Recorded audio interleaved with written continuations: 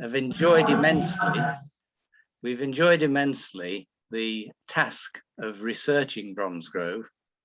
The actual job of writing the book, when once we decided we weren't going to research anymore, was harder work than we thought, but we have actually completed the task. Mike, who's spoken just a little earlier, has been our project manager in a way, and he's now editing the script. A proof has gone out to Chris, who's doing the indexing. So this book is very, very close to publication. We're now thinking of a launch early next year. But tonight, Jenny and I are going to give you a taster of the book, and we're going to go through it chapter by chapter with a couple of illustrations that we're using in each chapter.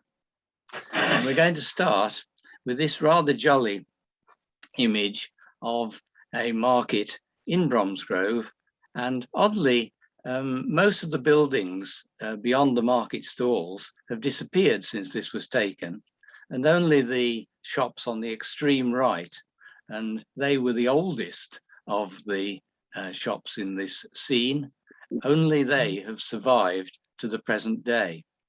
And what it shows is a market that goes back at least to 1199, when King John granted a market on Wednesdays. And we mustn't make too much of this. I think Bromsgrove had long been an important place. It's such a huge parish. It was originally 20,000 acres, and it was big enough to be its own market centre. And I think 1199 is merely when the Lord of the Manor was persuaded to get an official market charter, and King John would say, you would like a market charter, wouldn't you? And it'll be X pounds. And that's one of the ways that John made his money. But there were two Lords of the Manor in a way. So whilst the Lord of the Manor of Bromsgrove got the market charter, the west side of the High Street belonged to the church. And Henry III gave that part of the town to the Prior of Worcester in 1232. So whilst the people on the west side of the High Street could presumably have market stalls, the two Lords of the Manor soon fell out. And at one stage, the dispute was so heated that a wooden wall was built down the length of the High Street, closing off these properties we're seeing now from the main thoroughfare. I'm sure it was resolved eventually, but it just shows you how cantankerous shopkeepers can be. Now, right in the center of this photograph, you can see what was the Rectory Manor House. It's the double-gabled house. It was built of stone, and it was where the Prior of Worcester's agent would live, and often it was connected with the town mill behind, and Jenny will show you a picture of the town mill later on. People who are extremely ancient may remember Bryant's Garage, which is on the extreme left of this photograph. But we're looking at the northern side of the town. Just behind the Rectory Manor House down Church Street was the tithe barn, where the tithes were collected, and the proceeds from selling them went to the Prior of Worcester. So this tithe barn survived into the late 19th century down Church Street. So that's part of the Rectory Manor. Now, in 1317, an extra charter was obtained to hold an annual fair. And this was originally on the anniversary, the day of the beheading of St. John the Baptist. But happily, this was later changed to be the date of birth of John the Baptist. So that seems to be more easily recognised. Here you see one of the fairs in Church Street, and indeed initially it would be most unlikely that it was in Church Street, because the charter was given to the Lord of the Manor, whose writ did not run onto the west side of the High Street. But the fair eventually encompassed most of the open spaces in the town. Now, I've rushed through chapters 1 and 2, which were the geographical setting and the Lords of the Manor, and now we're into chapter 3, which is all about agriculture. And this wonderful print, which appeared in Nash's Worcestershire in 1781, shows the town from the north, and you can see the ridge and furrow in the open field overlooking the town. This is a view that John Weston would get from his house, I think, if there weren't a lot of trees in the way. Now, each of those strips belonged to a different farmer, and they each had to plant their crops at the same time and harvest them at the same time. And it's amazing to us now to think that all the farmers in Bromsgrove ran their farms in this fashion and had to cooperate as to what time of year exactly they would do these regular processes in the open fields.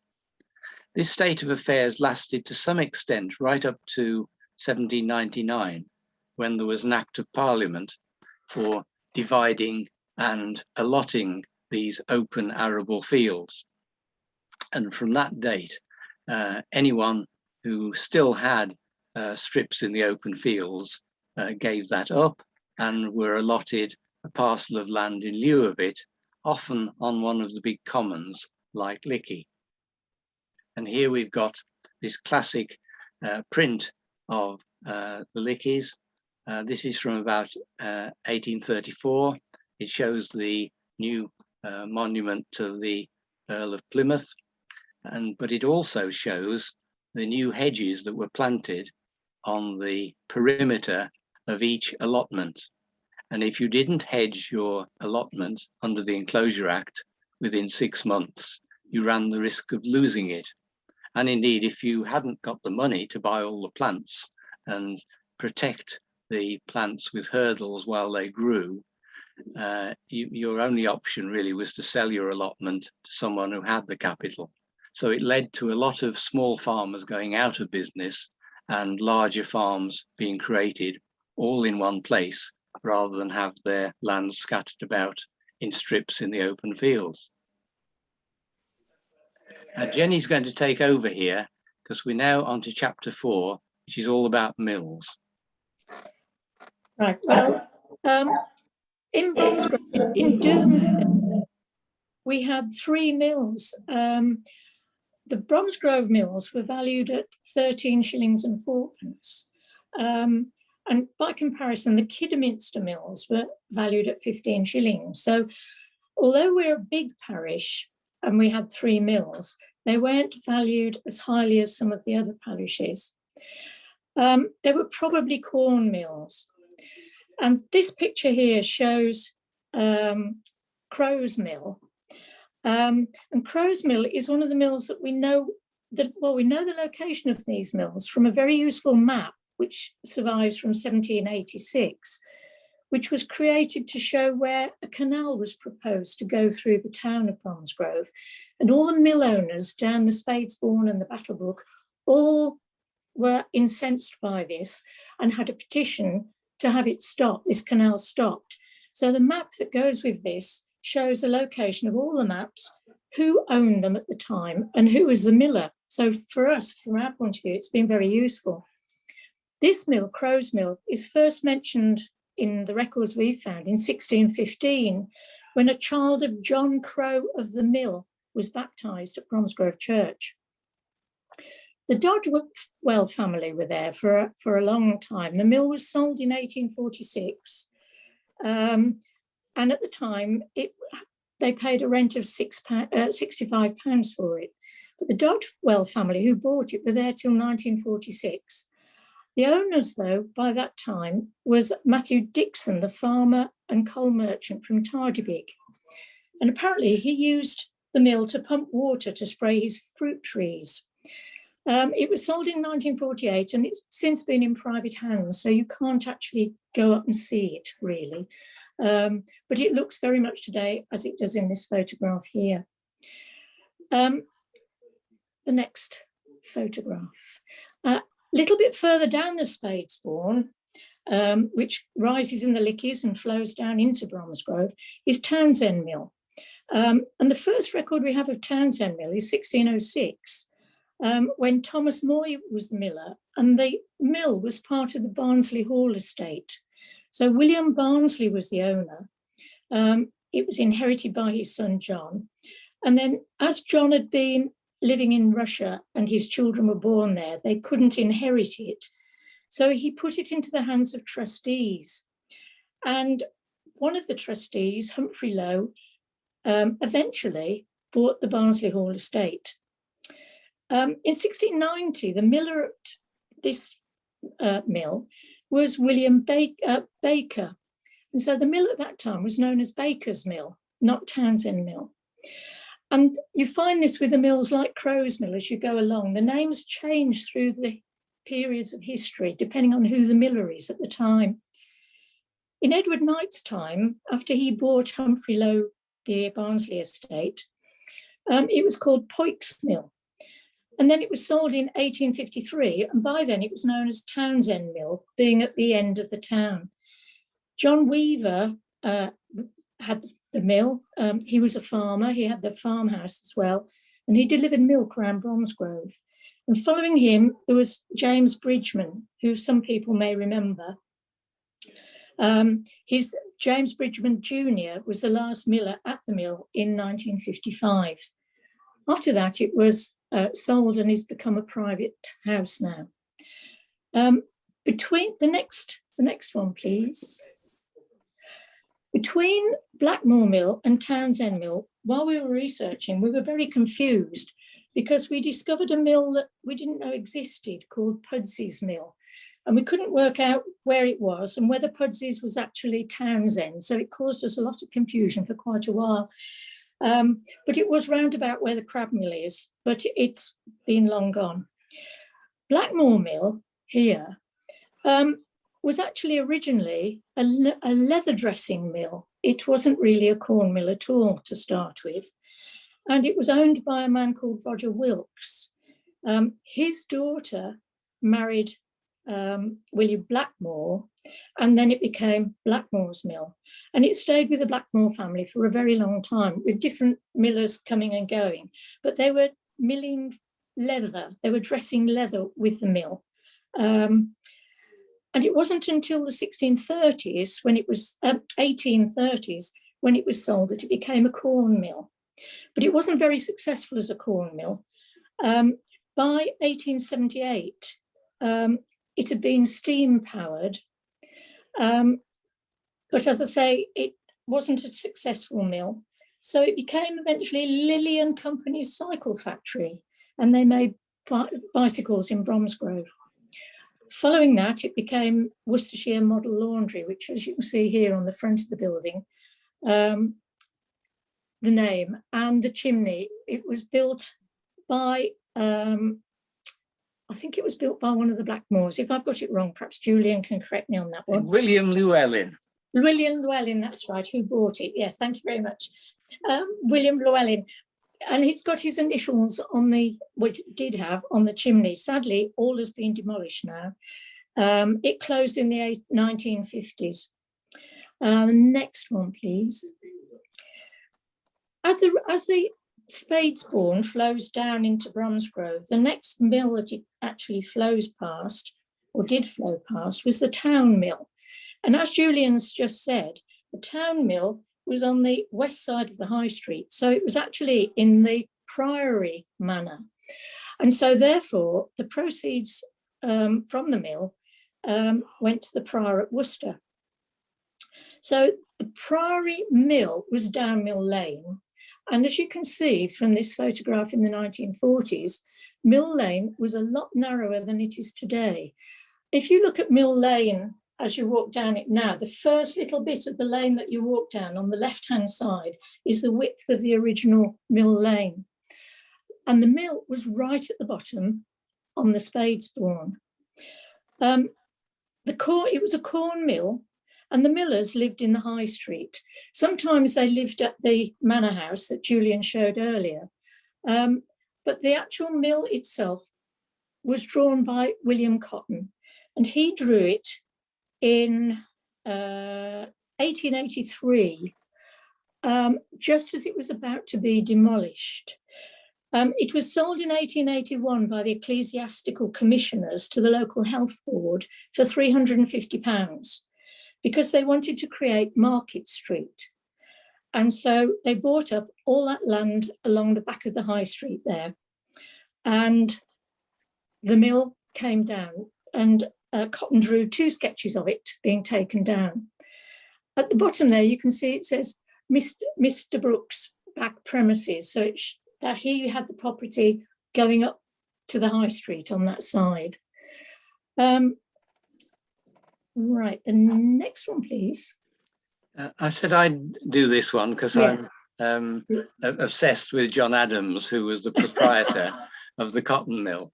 But really, it was originally called the Lower Mill, as opposed to the town mill Jenny's just described. But it was the manorial corn mill, where the tenants of the Lord of the Manor of Bromsgrove were supposed to have their wheat milled. It was only in the 1780s that a firm from Preston came to Bromsgrove to convert it into a cotton mill because they'd had trouble introducing their water frames in Preston. The local spinners were up in arms and had attacked the mill. So they thought it would be quieter in Bromsgrove, where there was no tradition of cotton spinning. In fact, they only stayed 10 years because the process became accepted in Lancashire, and the next tenant was John Adams, representing a hosiery firm from Leicester. So again, an outsider. And after only a year, there was a fire at the mill, which some thought was deliberate. But this was a big employer in the town, and it continued until the mid-1820s, when again the hosiers in Leicester were spinning their own yarn without industrial unrest. So the mill became empty. It remained empty for a long time, and then was eventually knocked down by the Saunders family, who gave the site to the town as Saunders Park. Over to you, Jenny. Right, so carrying on further down, the Battlefield Brook comes in and joins the Spadesbourne, and together they go under Dyer's Bridge and arrive at Moat Mills, which is here. It's always been referred to in the plural because it had 2 sets of stones. And in the background there, you can see the mill, miller's house in the background, Moat Mill farmhouse. Moat Mill was part of the Manor of Dyers, and was sold to an Edward Bupey in 1518, who then sold it to John Packington as part of the Manor of Dyers. And then John Packington passed it on to John Littleton, who sold it in 1566 to John Talbot of Grafton. So mills were very profitable. You could make a lot of money if you owned the mill. So because of that, people who were wealthy liked to acquire mills. It was a good way of earning an income. And John Talbot at Grafton didn't have any streams of water of any size at Grafton. So this mill was quite important to him. In 1761, Samuel Twamley was the miller there, and he insured his mill. And when the mill house the ivy was taken off the front of the mill house there, they found a Sun Insurance plaque on the wall. And Sun Insurance keep all their records going right back to the very beginning. So taking the number off the plaque, it was possible to find out all about the mill. And it was insured for £550.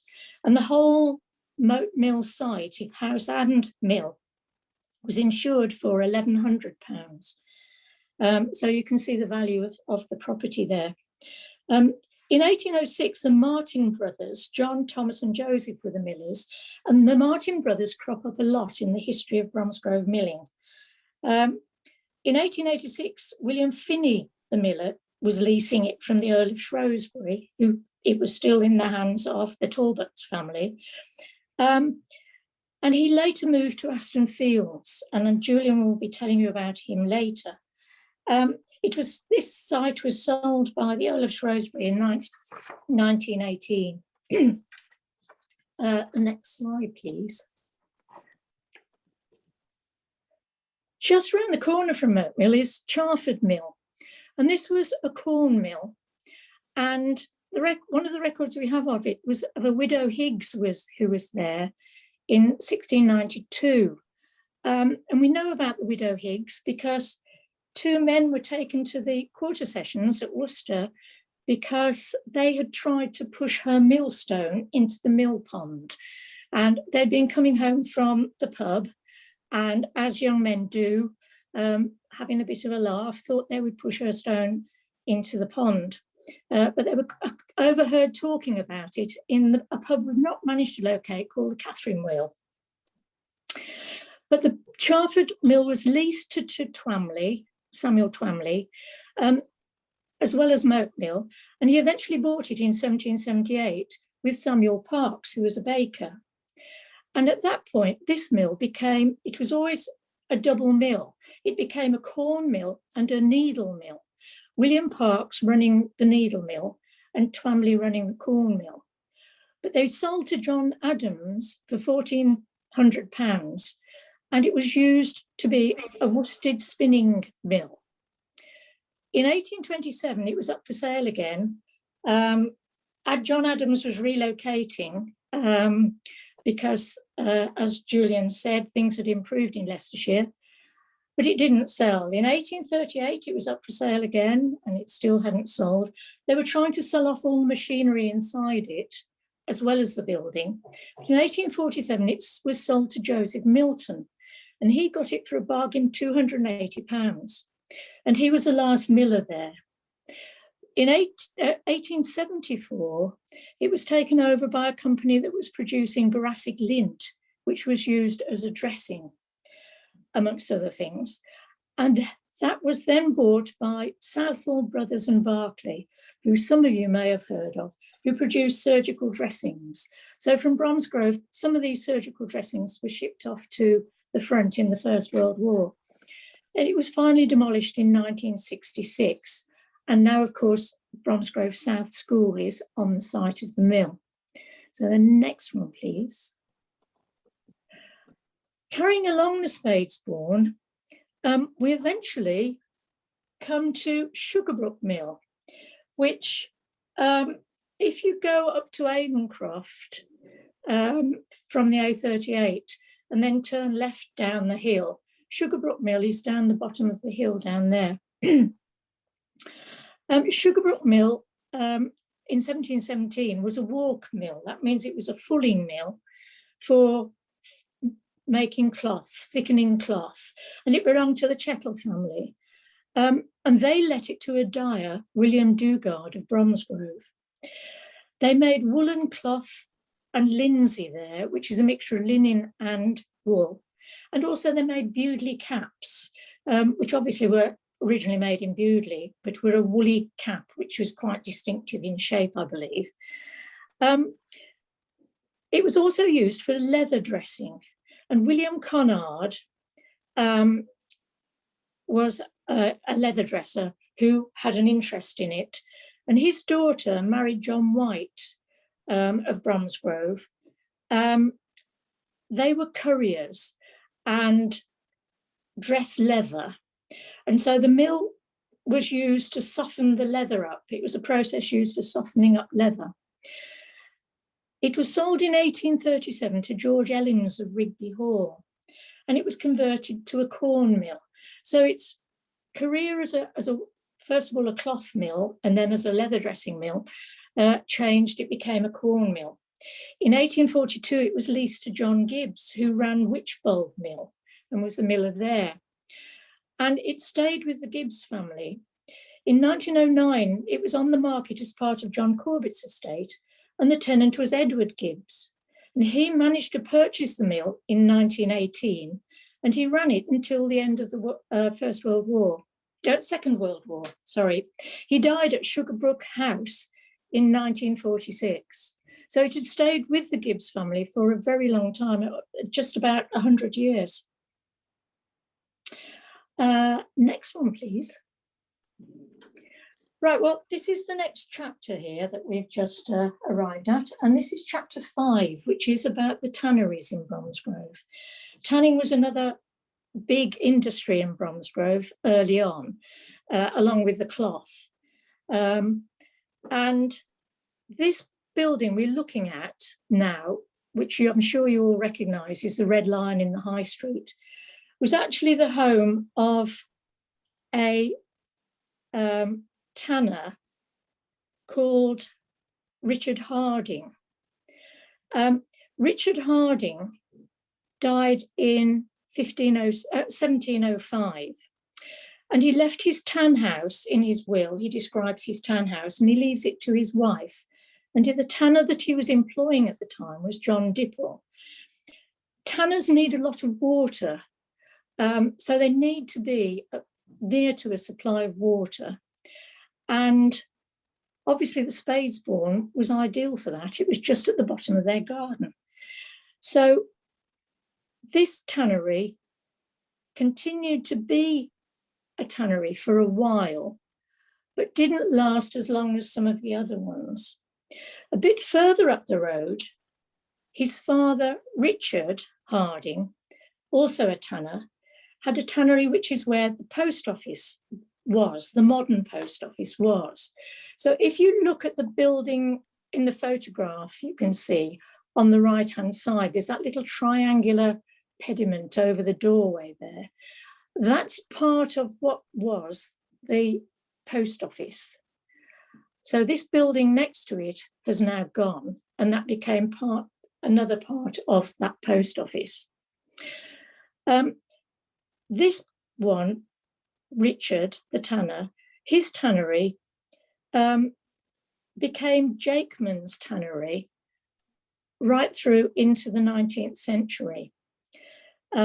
It was sold for £340. In 1792, there are only 2 tanners listed in Bromsgrove, and tanning became less of an important trade for the town. One was Joseph Jakeman, who was here at this site, and the other was Oliver Williams. Williams was at Davenall House, which at the time wasn't known as Davenall House. I think it was called Strand House. Williams was there and had a tannery behind there, but he ceased production in 1845, and Thomas Day became the tenant of the house, which he eventually bought in 1863. And he died not long afterwards. And his daughter and his two daughters and his wife lived at the house until they both died as well. So it belonged to the Day family for a very, very long time, and they named it Davenall House. The tannery, the buildings at the side of the tannery there, looking at it on the right-hand side, are part of the tannery buildings, which still survived. So tanning was one of the industries which was dwindling as the centuries moved on. One of the early tanners is in the next picture that we're looking at, his property in Hanover Street. As you're looking at Hanover Street, the lamppost that you can see on the right-hand side, you can just about make it out, the light, and the coining on the corner of that building. That whole building there was described as a mansion house. So at one time, it was a very smart house in Bromsgrove, lived in by somebody with money. By the time we're talking about, which is the 1740s, it had been divided into 2 properties. And in one of the properties, there was a tanner called Thomas Hunt living. And just in front between that mansion house and the building next door, which has got a shop window on it, there's a little alleyway that goes down the side of the Spadesbourne, because the Spadesbourne crosses under the road here. You can see the bridge on the left-hand side where it's gone under the road, and a bit of a bridge on the other side of the road, which is where the alley runs down the side. That alleyway down the side led to a tan house, tan vats, and a bark mill. And it's possible that the bark mill was water powered, because on the early maps there, looking at the Spadesbourne, there is a little island in the middle of the Spadesbourne, which possibly had a mill on it, which would have been turning the wheels for grinding oak bark, because oak bark was essential for the tanning process. He lived in half of this mansion house, but following his death, the tannery there also ceased to operate. But the tanners of the town were producing the raw materials for saddlers, shoemakers, glovers, and bellows makers. And if you think to the days before the car, saddlers were very important people. They were as important as garages are today for cars, that you couldn't really work without having a saddler in your town. And of course, everybody needed shoes. So leather was very important, but the trade in leather, producing leather in the town, dwindled. But the next chapter is Julian's chapter. Okay, so here we are on Worcester Street, Worcester Road as they tend to call it now, and we're at the Dog and Pheasant, and it was behind here that Brewery was established. But it came on the scene relatively late for breweries, and by that time, all the better brewing, all the better inns and public houses had been bought by larger breweries from Birmingham and the Black Country. So it was very difficult for the brewer here to establish a chain of pubs that would sell his beer. But nonetheless, if you look behind at the brewery buildings that survived until about 1960, they're very substantial. And you wonder if these were maltings, which had been converted into a brewery in the late 18th century. But certainly whatever industrial process was going on here was very old indeed. The brewery lasted until 1926, when it was taken over by a brewer from Stratford-on-Avon, who was only interested in the tied houses that went with the brewery. So it went out of production at that date. I'll do the next bit as well, because we're a bit behind our schedule. Yes, we are. So here we are. The next chapter we have is on the textile industries. And this was a clothier's house. We've known it more recently as a pub called the Rousler, but it keeps changing its name and its use. But this is towards the south end of the High Street. And this, in the early 18th century, belonged to the Lacey family, who were very wealthy and influential. And they had what they called a cottoning mill. And we think it was here. This building still survives. When photographed in the 1960s, it still had the agricultural implements sign on the gable.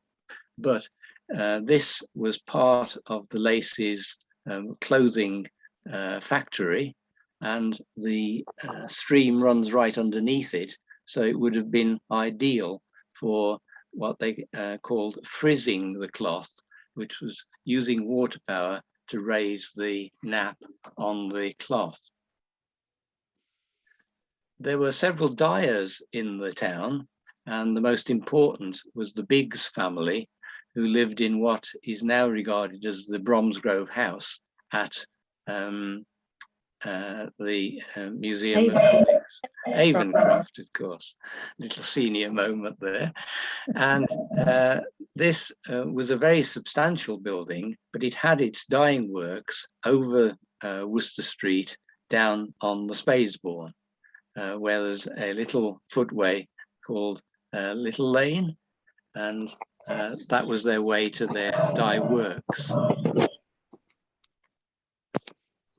There were also a great number of linen manufacturers in the town, and some commentators think that linen was the chief industry in Bromsgrove before overtaken by the nailing trade.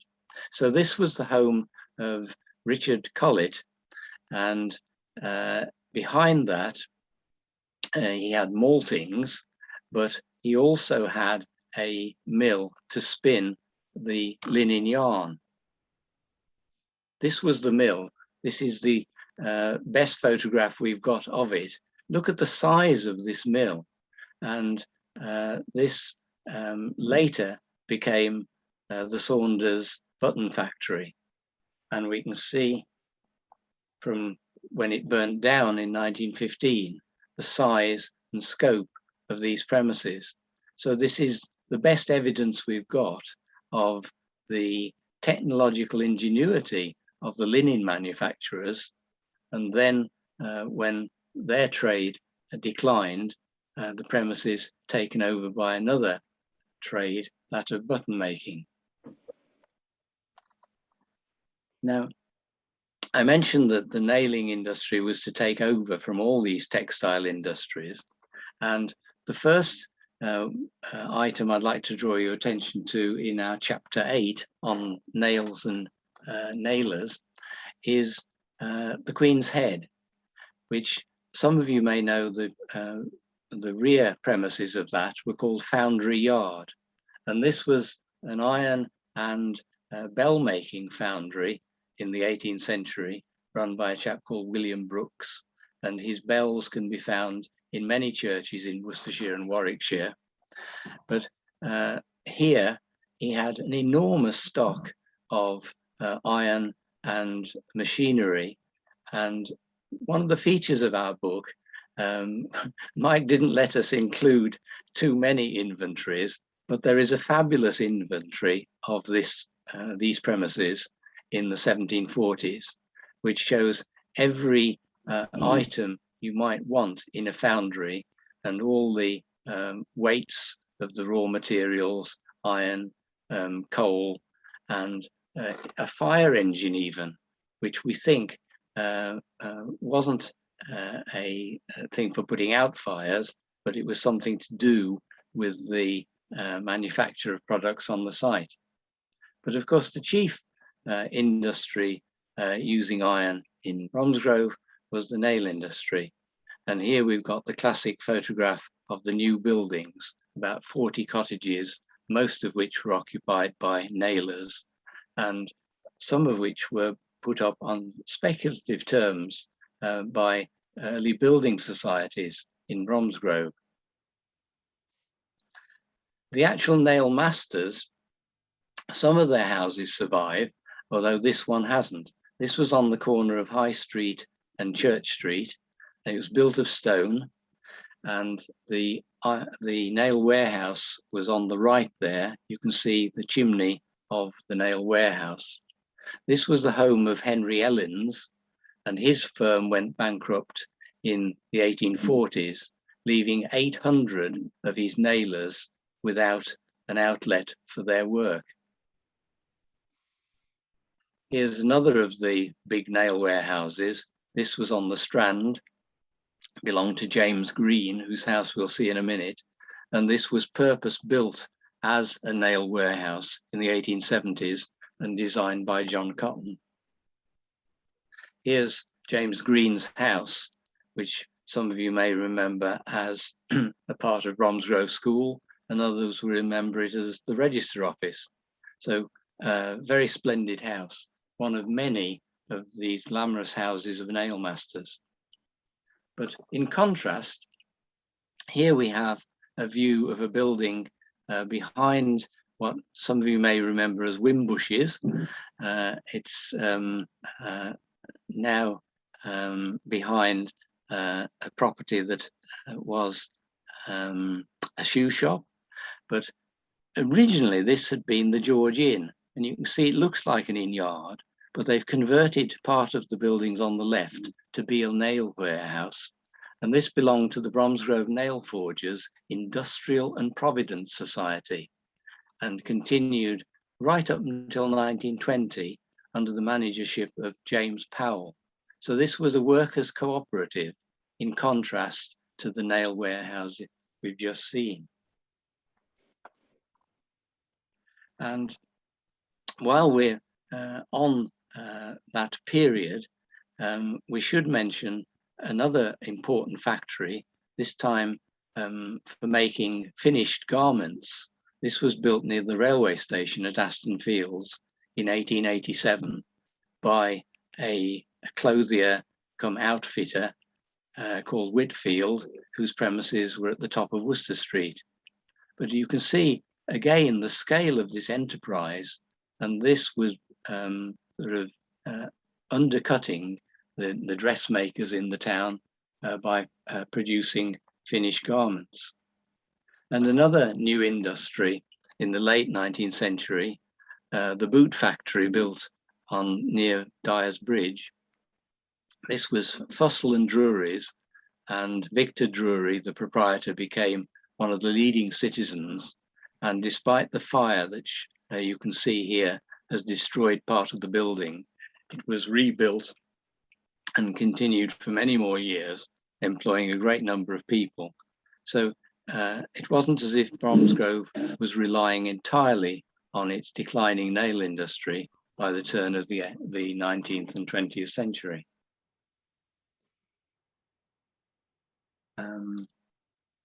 I'm going to go now into the next chapter, which is on transport, and discuss very briefly the Turnpike Roads.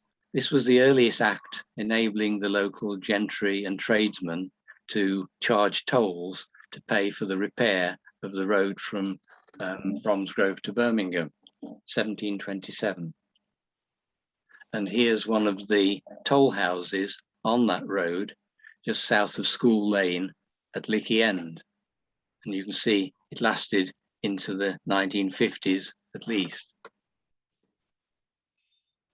One a consequence of the development of Turnpike Roads is that the original road over the Lickey, which went past the old Rose and Crown Inn, was diverted in the 1830s to take an easier gradient route around via Rubery, which meant that the traffic no longer went past the old Rose and Crown.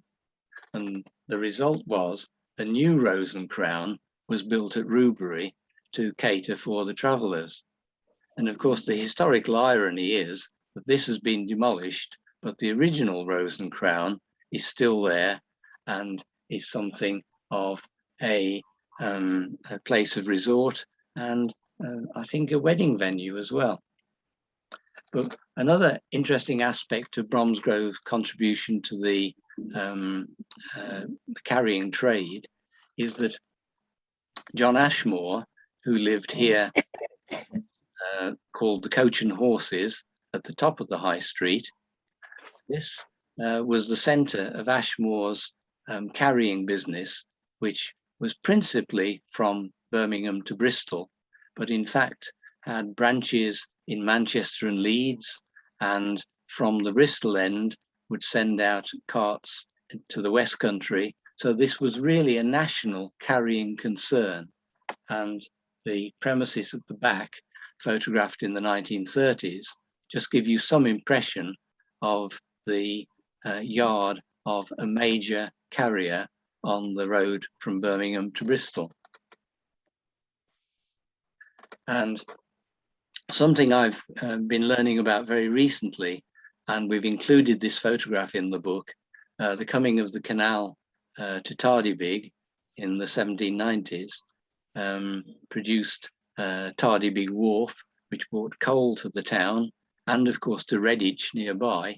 So this was a very important economical addition to the trade of the area.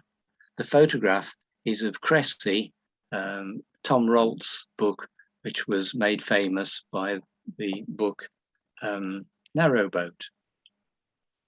And of course, the railway coming in 1840 and having the ridiculously steep leaky incline that every railway enthusiast knows all about.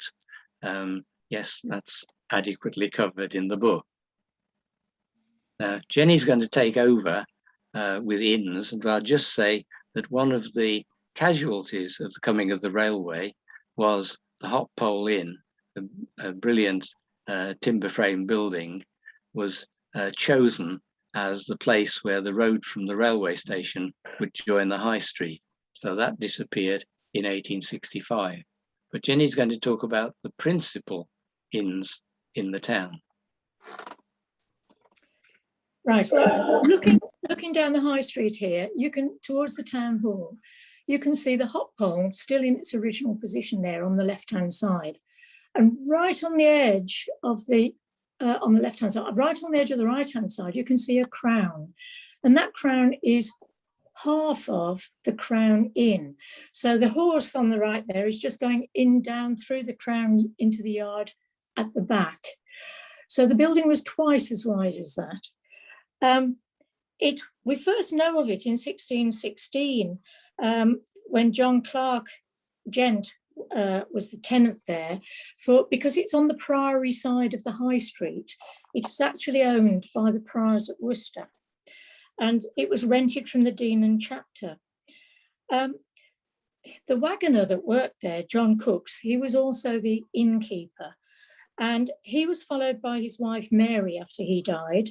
And very fortunately for us, all the Cooks family made wills and left inventories, so we know an awful lot about the inn and what was in it. Mary, when she died, one amongst the many things she had was 6 chamber pots, which was a sign that it was quite a bustling inn, because chamber pots were not usually mentioned in inventories at all. They're quite a specialised thing. She was followed by her son Henry, another waggoner and also innkeeper. And when he died, his wife inherited, Eleanor. By the time she died, she'd increased the number of chamber pots to 11, so she was obviously doing very well indeed. By 1714, Nicholas Horniblow was the innkeeper, and he didn't leave a will, but he left a very thorough inventory, which listed everything in the house and also in the cellars. He had several cellars. He had a lower cellar and a great cellar, which were used for storing his beer, cider, and ale. But he also had vaults, the inner vault and the second vault, where he kept spirits, brandy, whiskey, all sorts of things, wine, Malaga, shrub, things that we weren't sure what they were and we had to look them up. So it was a very busy inn.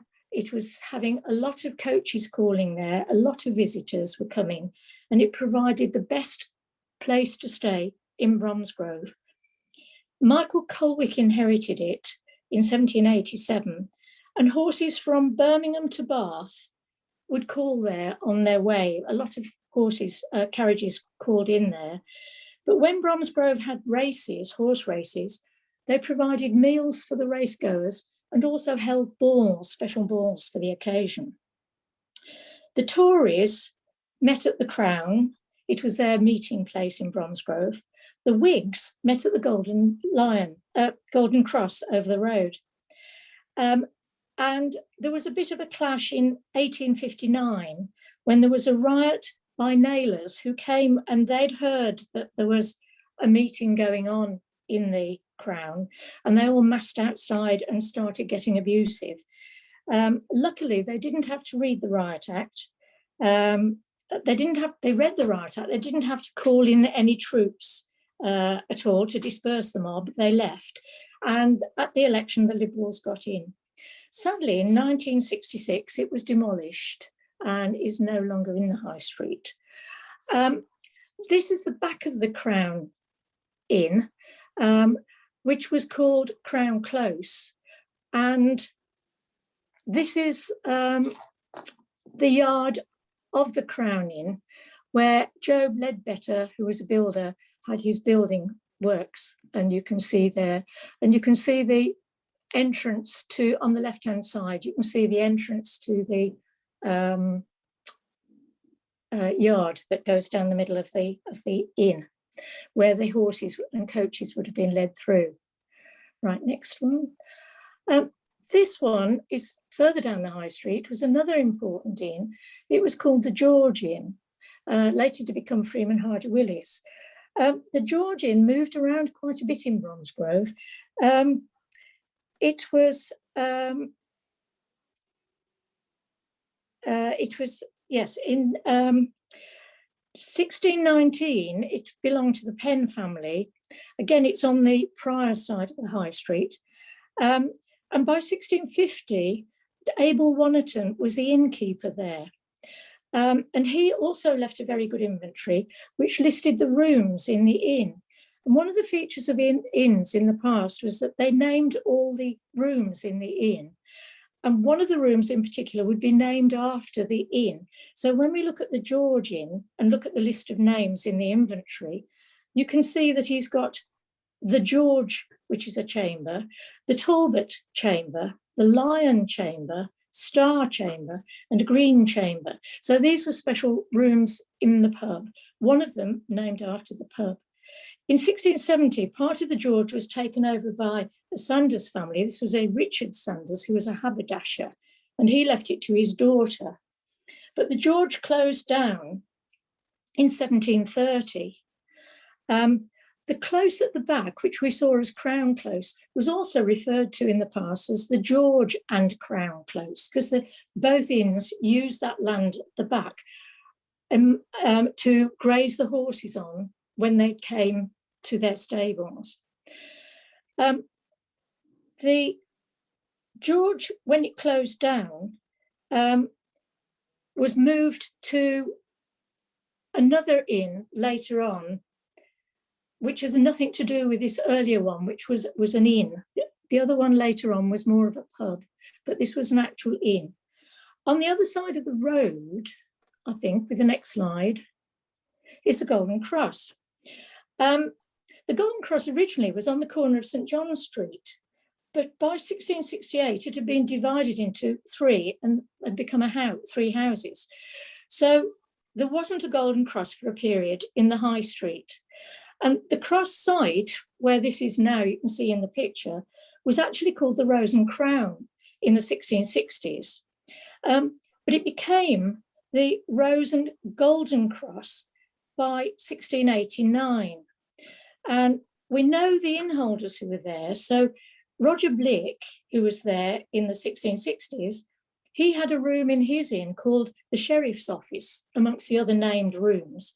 And one which still carried on to the 1680s when George Founds was the innholder was a room he called the Office Chamber.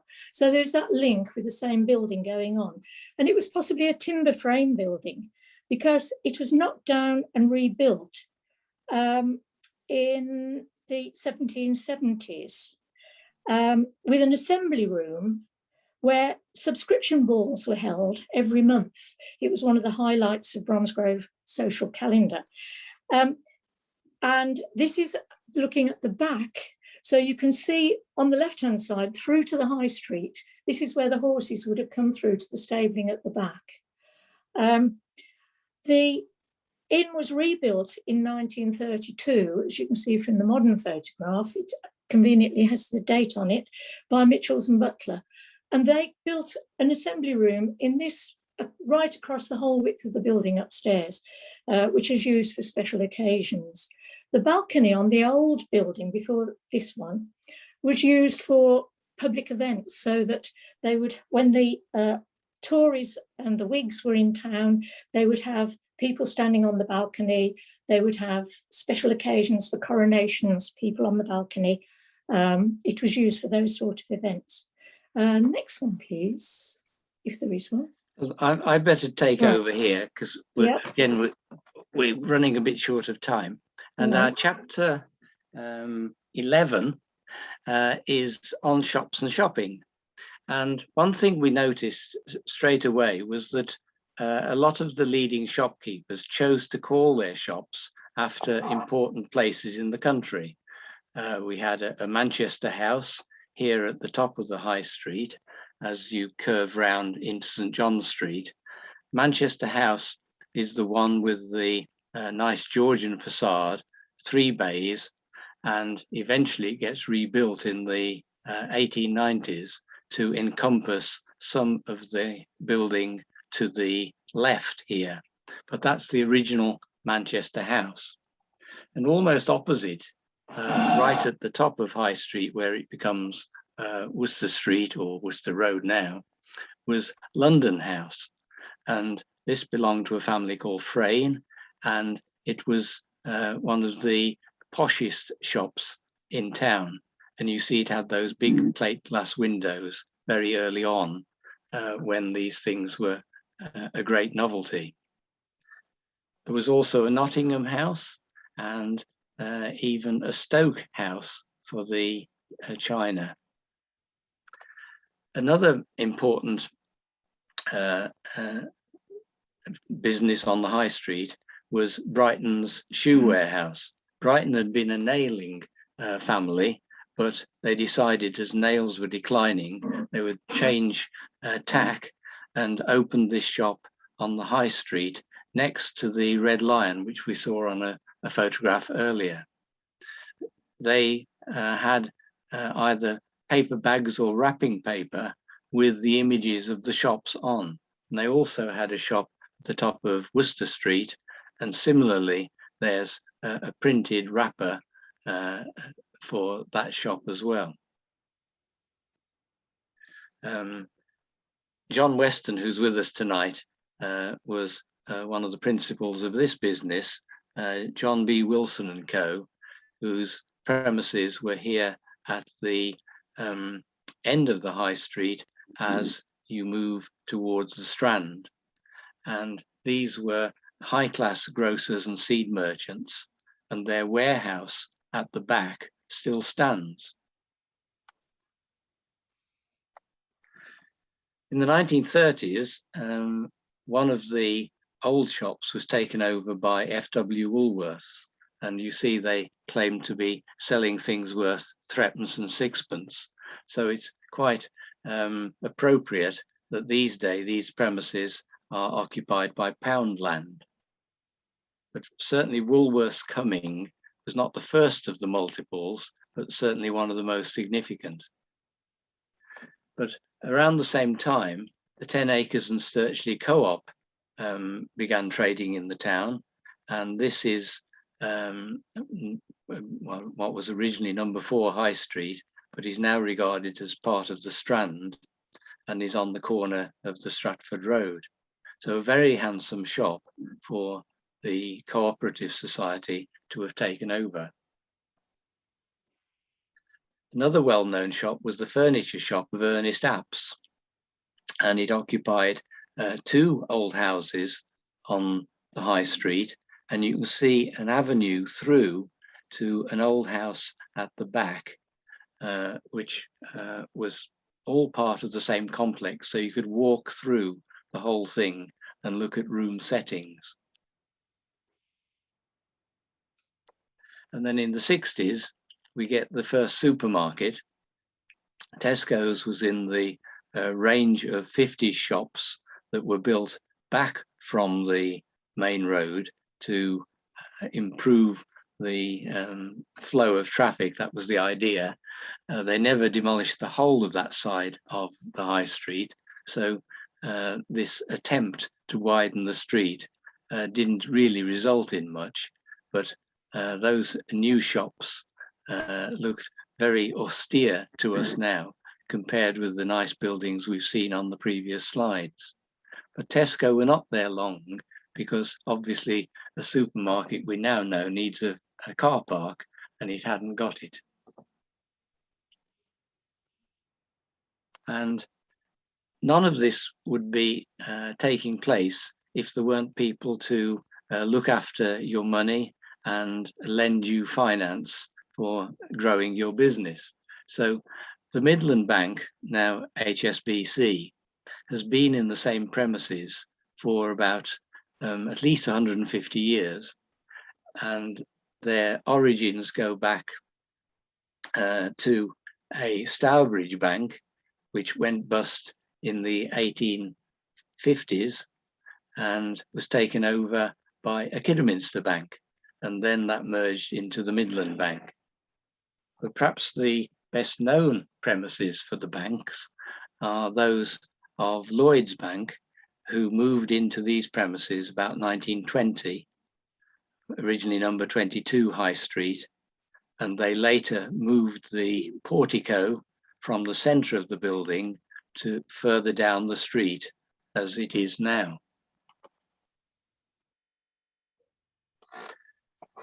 We've also got a chapter on doctors and hospitals, and we're able to identify some of the houses that the early doctors in the town lived in.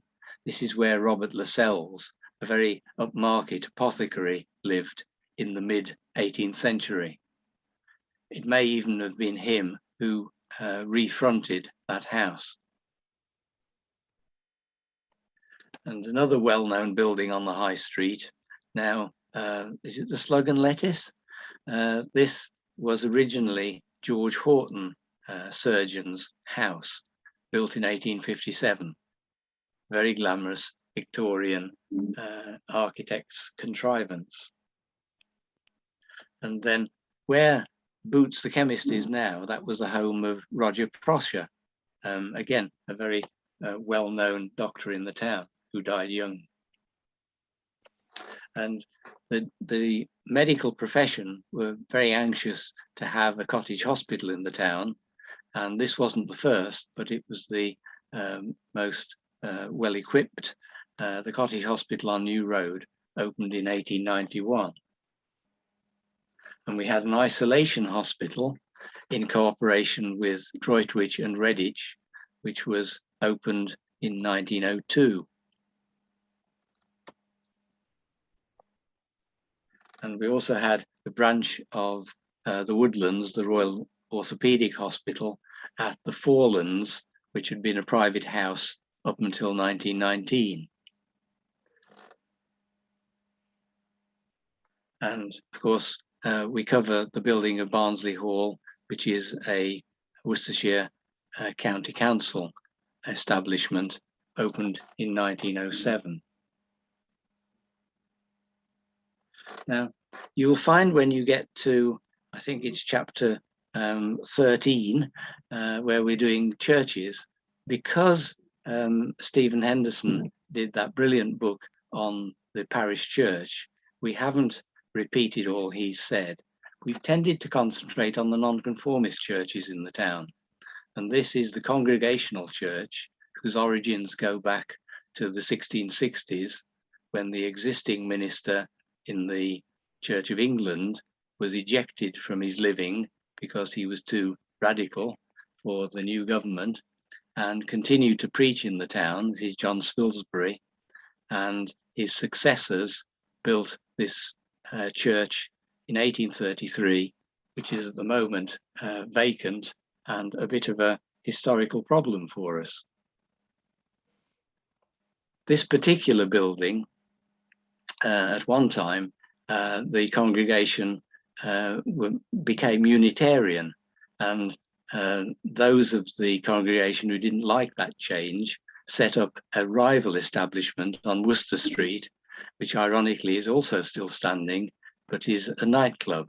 So there's a whole history of the nonconformist churches falling out with each other and forming offshoots, which we cover in great detail.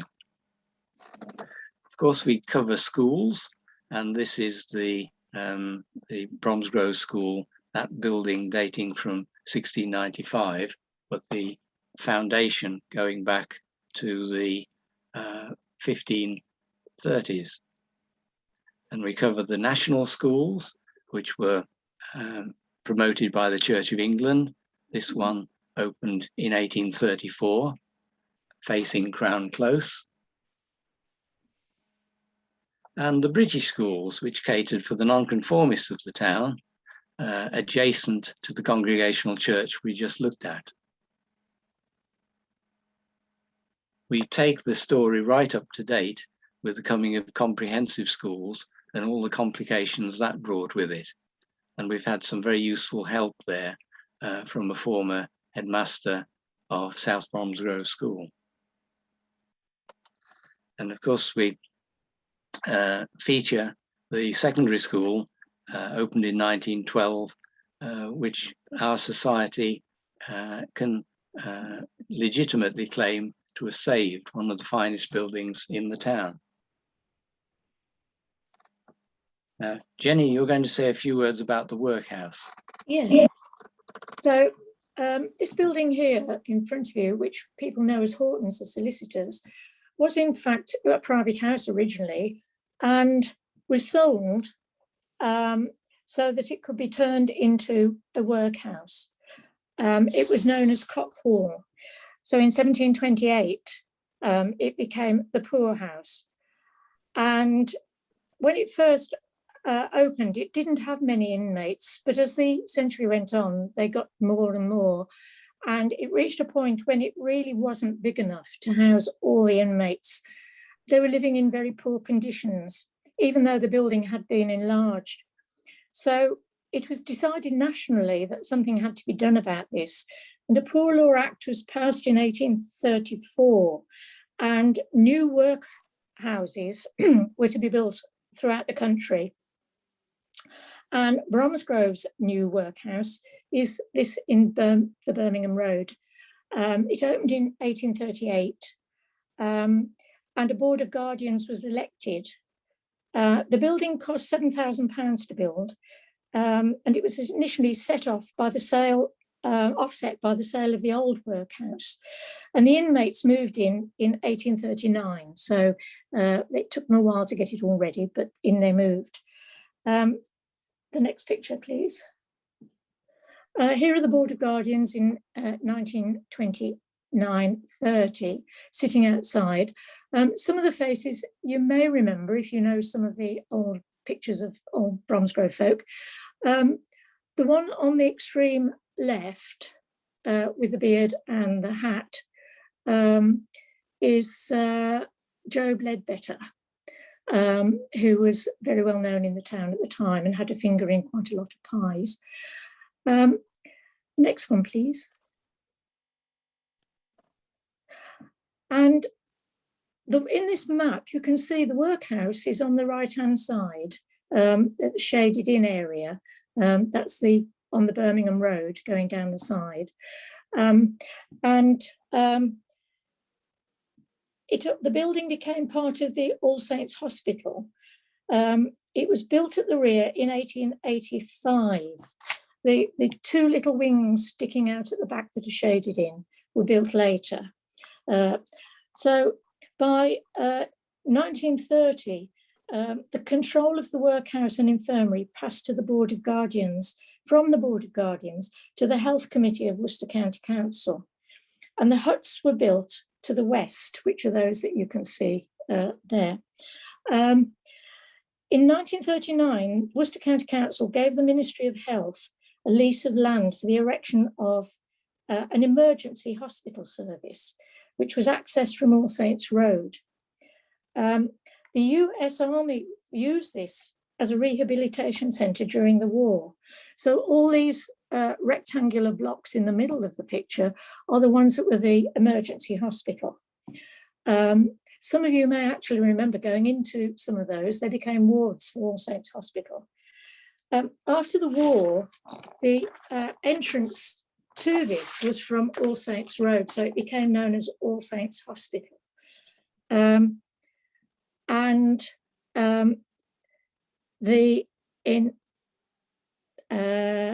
It had a 291-bed facility, which was opened in 1951 by the Minister of Health, Hilary Markand. The hospital was demolished and houses put on the site, and a new hospital was built, which was opened by the Princess of Wales in 1992 and is now the Princess of Wales Community Hospital, which is accessed from the Stourbridge Road. So it is still on this site, but further over. So this site has continued to be a hospital site. Right. And our last chapter is on local government, which is less boring than you might think. And we feature here the Act of Parliament, which created the Bromsgrove Improvement Committee, and otherwise known as the Bromsgrove Local Board. and they were the ones that took it upon themselves to raise rates for paving the town, lighting, and eventually for doing some town planning, such as the opening of the high street to the road from the railway station. The board met at the town hall, which survived in this position at the junction of Worcester Street and High Street and St John's Street.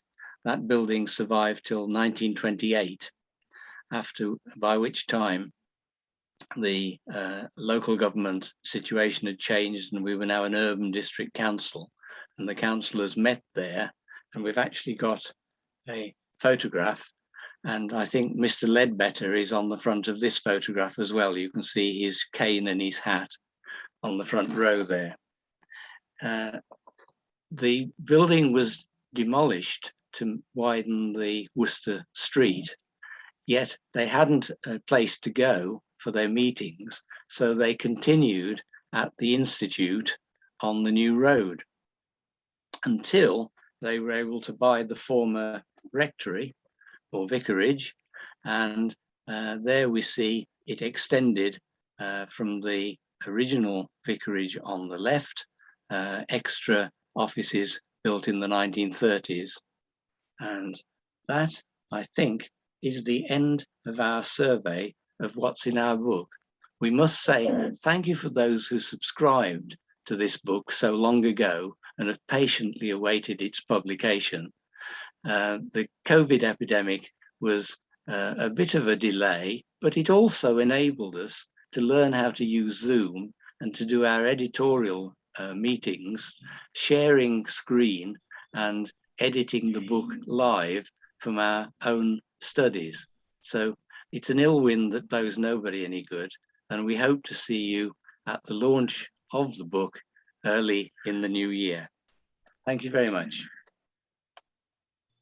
Brilliant. Thank you very much.